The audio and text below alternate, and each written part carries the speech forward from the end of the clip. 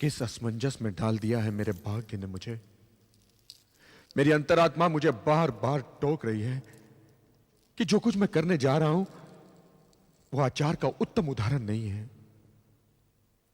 केशव के कहने से मैं यहां तक तो चला आया, किंतु इसके आगे तो स्वयं मेरे पांव भी उठने से मना कर रहे हैं। मैं क्या करूं, मैं क्या करूं, मैं क्या करूं? पुत्र, किस दुविधा में फंसे हो? देवराज, आप इस समय मैं स्वयं को बहुत अकेला और असहाय पा रहा हूं। देवराज, कोई नहीं था जिससे मैं अपने मन की बात करके मन के बोझ को हल्का कर लेता। जब तक मनुष्य अपने जीवन की विचारधारा में स्पष्ट नहीं होता, तब तक उसे हर नई बात मन का बोझ लगती है। हर नई और अनहोनी बात मन को व्याकुल कर देती है।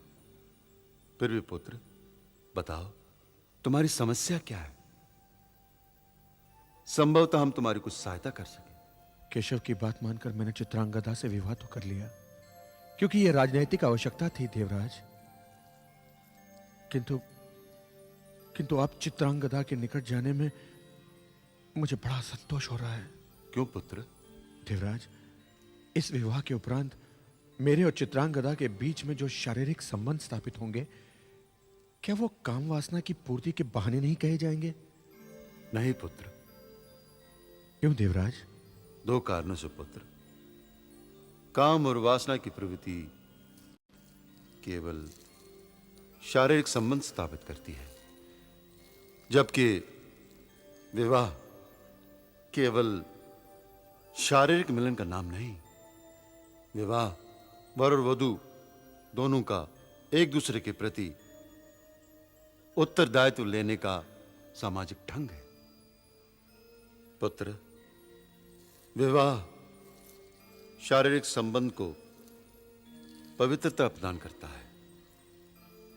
दूसरा कारण यह पुत्र कि तुमने राजनीतिक आवश्यकता के फलस्वरूप चित्रांगदा से विवाह किया होगा, किंतु पुत्र, उसने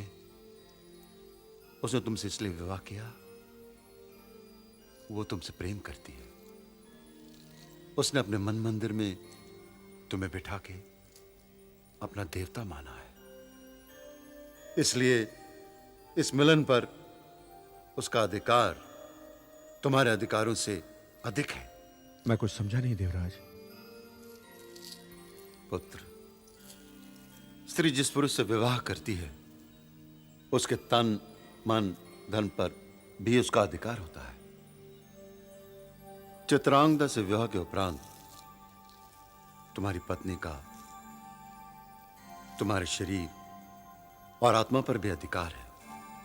पुत्र, प्रश्न यह नहीं कि तुम क्या सोच रहे हो, प्रश्न यह है, क्या तुम पत्नी को उन सब अधिकारों से वंचित कर सकते हो जो उसे विवाह के बाद मिले हैं?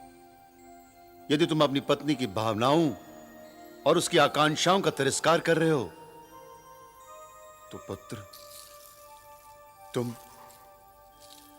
तुम अपने धर्म से मुंह मोड़ रहे हो।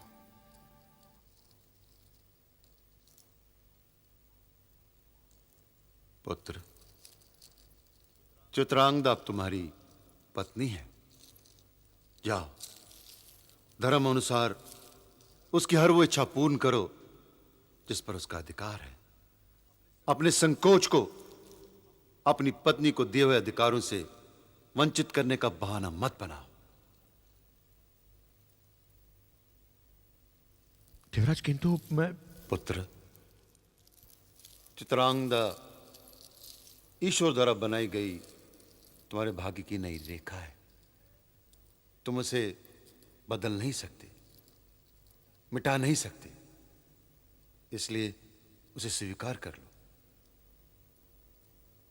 क्योंकि उसे स्वीकार करने के अतिरिक्त तुम्हारे पास कोई मार्ग नहीं।